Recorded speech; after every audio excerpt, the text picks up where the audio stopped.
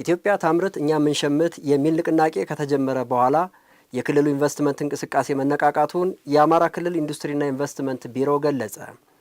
ኢትዮጵያ ታምርት እኛ ምንሸምት በሚል መሪ ሐሳብ የሰሜን ወሎ ዞን የኢንዱስትሪና ኢንቨስትመንት እንቅስቃሴ ላይ ውይይት ተካሂዷል።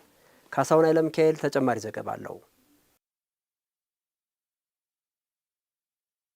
ኢትዮጵያ ታምርት እኛ ምንሸምት በሚል መሪ ሐሳብ የሰሜን ወሎ ዞን ኢንቨስትመንት መምሪያ የኢንቨስትመንት ንቅናቄ ማጠቃለያ በቆቦ ከተማ አካሂዷል። ንቅናቄው ከተጀመረበት ወቅት በኋላ የክልሉ ኢንቨስትመንት ፍሰት መጨመሩ ተገልጿል። የውይይቱ ተሳታፊ አልሚ ባለሀብቶች የኃይል አቅርቦት ችግርና የጸጥታ ስጋት ለስራቸው እንቅፋት መሆኑን ገልጸዋል። በተደጋጋሚ በተፈጠረው የትግራይ ወረራ አካባቢያችን በተደጋጋሚ ወድሟል።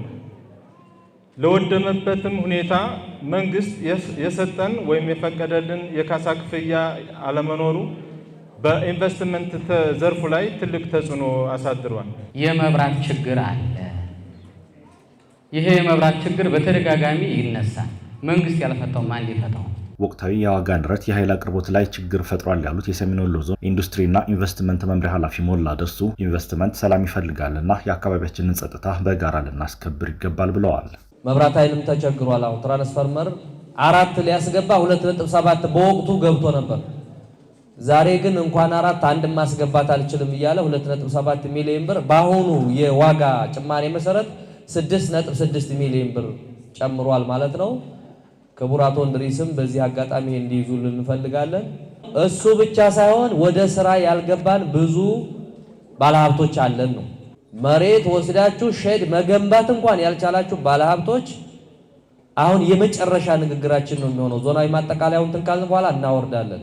ሰላም ያለ ኢንቨስትመንት ያለ ሰላም ምንም ሊረጋገጥ ስለማይችል ባለሀብቶቻችን ሰላም እንዲመጣ የራሳቸውን አስተዋጽኦ ማድረግ መቻል አለባቸው። የሰሜን ወሎ ዞን ዋና አስተዳዳሪ አራጌ ይመር የመሬት ሀብትን ያለ አግባብ ለመጠቀም የሚሞክሩ ወገኖች ከድርጊታቸው እንዲታቀቡ አሳስበዋል። ያልተወሰደበትን መሬት ተወሰደብኝ እያለ ያልተነካበትን ተነካብኝ እያለ የተከፈለውን ካሳ ዳግም እየጠየቀ 25 ሚሊዮን ብር የነበረን ካሳን ዛሬ 210 ሚሊዮን ብር ካልተከፈለ እየተባለ መንግስትን የሚያጨናንቅና ልማት ወደዚህ እንዳይመጣ እንቅፋትም እየተፈጠረ ስለሆነ እሱን መታገል አለብን። ያላግባብ ተጠቃሚነት አለ። የአማራ ክልል ኢንዱስትሪና ኢንቨስትመንት ቢሮ ኃላፊ እንድሪስ አብዱ ኢትዮጵያ ታምርት እኛ ምንሸምት በሚል መሪ ሐሳብ ንቅናቄ ከተጀመረ በኋላ የክልል ኢንቨስትመንት ፍሰት እድገት አሳይቷል ነው ያሉት። የኢንዱስትሪዎቻችን የምርታማነት መጠን ንቅናቄውን ስንጀምር ከነበረበት 49.4% ዛሬ ላይ 59.2% ላይ ደርሰናል። በበጀት ዓመቱ 61% ለማድረስ እቅድ ተይዞ እየተሰራ ይገኛል። ህብረተሰቡ ተጠቃሚነት ከማድረግ አኳያ ባለፉት 9 ወራት ብቻ አምራች ኢንዱስትሪው ከ52,000 በላይ ለሚሆኑ ዜጎች ቋሚ የሥራ ዕድል ፈጥረዋል። ተኪ ምርትን የሚያመርቱ ለኤክስፖርት የሚያመርቱ አምራች ኢንዱስትሪዎች ቁጥር ከጊዜ ወደ ጊዜ እያደገ መጥቷል። እነዚህን ሁሉ ደምረን ስንመለከታቸው ባለፉት 3 ዓመታት የመራናቸው የኢትዮጵያ ታምርት ንቅናቄ መድረኮች ስኬታማ ማሳያ ናቸው ብሎ መውሰድ ይቻላል። በመድረኩ የክልል፣ የዞን፣ የወረዳና የከተማ አስተዳደር የሥራ ኃላፊዎች፣ አልሚ ባለሀብቶች እንዲሁም የሀገር ሽማግሌዎች ተሳትፈዋል።